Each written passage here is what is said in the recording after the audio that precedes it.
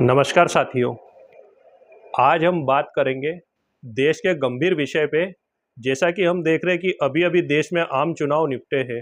आम चुनाव में एक तरफ जहां हम देख रहे हैं कि देश ने जो मोदी सरकार थी, जो मोदी 400 पार के जो नारे लगा रही थी, जो बीजेपी पूरी बहुमत में आने का दम ठोक रही थी, देश की जनता ने पूरी तरह से उस सरकार को नकार दिया है।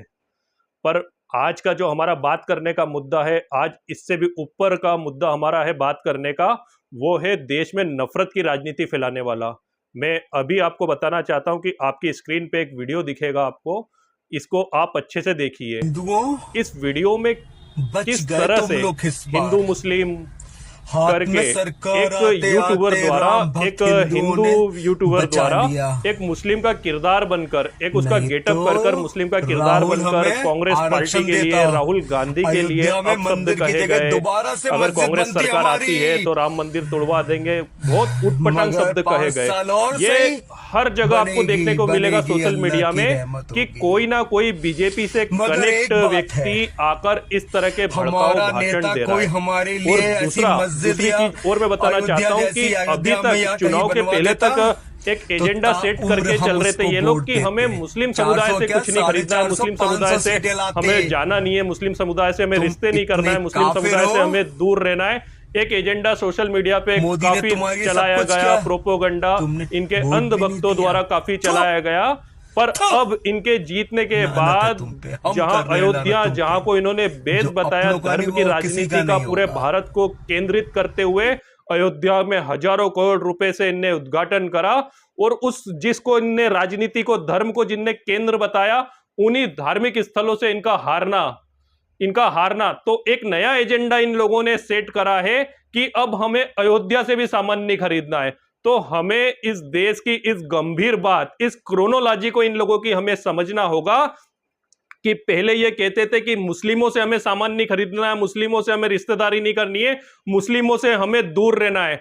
आज ये क्रोनोलॉजी को बिल्कुल समझना। आज ये बोल रहे कि हमें अयोध्या के हिंदुओं से भी कुछ नहीं खरीदना है, हमें जहां जहां से बीजेपी हारी है हमें वहां से भी कुछ नहीं खरीदना है। इसका मतलब पूरा का पूरा साफ है कि इन लोगों का पूरा दिमाग, पूरा माइंड सेट था कि अगर ये बहुमत में आ जाते तो मुस्लिम वर्ग के बाद ये बात उठाते कि हमें दलितों के साथ भी कुछ नहीं खरीदना है। और आने वाले टाइम में मैं 100% गारंटेड हूं, इनकी मानसिकता देखकर, इनकी क्रोनोलॉजी देखकर, कि ये होने वाला है। ये देश में बोल देंगे कि बनियों को बनियों से सामान खरीदना है, जैन को जैन से खरीदना है, मुस्लिमों को दूर करा जाए, आदिवासी वर्ग से सामान नहीं खरीदे, दलितों को दूर करा जाए। ये बांटने वाली राजनीति है।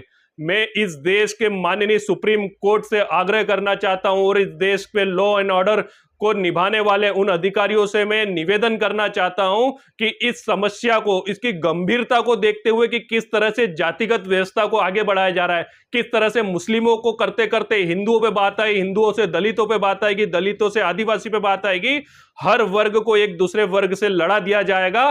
तो हमें कम से कम इस पे संज्ञान लेते हुए इस तरह के जो प्रोपोगंडे, जो सोशल मीडिया प्लेटफॉर्म, जो यूट्यूबर, जो भी बीजेपी या किसी भी पार्टी या किसी दल से ऐसे जो व्यक्ति है जो इस प्रोपोगंडे को ज्यादा से ज्यादा फैलाने का काम कर रहे हैं, उस पे एफआईआर दर्ज करने की मैं इस वीडियो के तहत मांग कर रहा हूं। और मैं देश की आम जनता से बोलना चाहता हूं और बात करना चाहता हूं और बताना चाहता हूं कि ये धर्म की राजनीति लेकर आए थे, विकास के मुद्दों को इनने नकार दिया था, इन्होंने महंगाई को नकार दिया था, इन्होंने दलितों पे होने वाले अत्याचार, आदिवासियों पे होने वाले अत्याचार को इन्होंने नकार दिया था।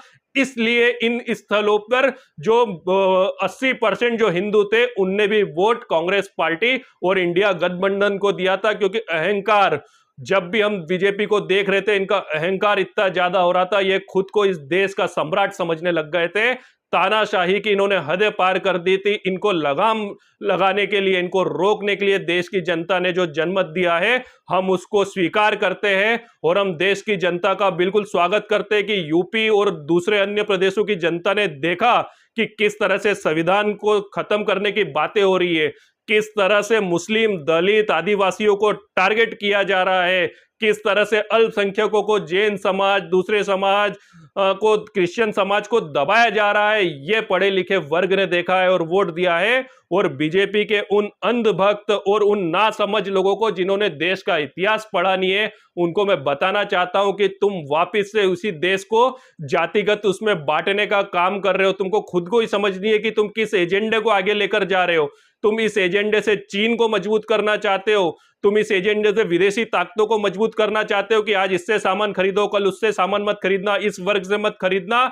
ये देश किसी मोनोपोली पे नहीं चला है, ये देश सबका देश है। ये बाबा साहब अंबेडकर का संविधान है जिसमें हर वर्ग, हर संप्रदाय, हर पंथ को बिल्कुल समान अधिकार मिले हैं और उन अधिकारों का ये देश है और ये देश हम सबका है। मैं इस देश की जनता को पुनः इसलिए धन्यवाद देना चाहता हूं कि एक बार फिर इन्होंने इस देश के इस संविधान को बचा लिया।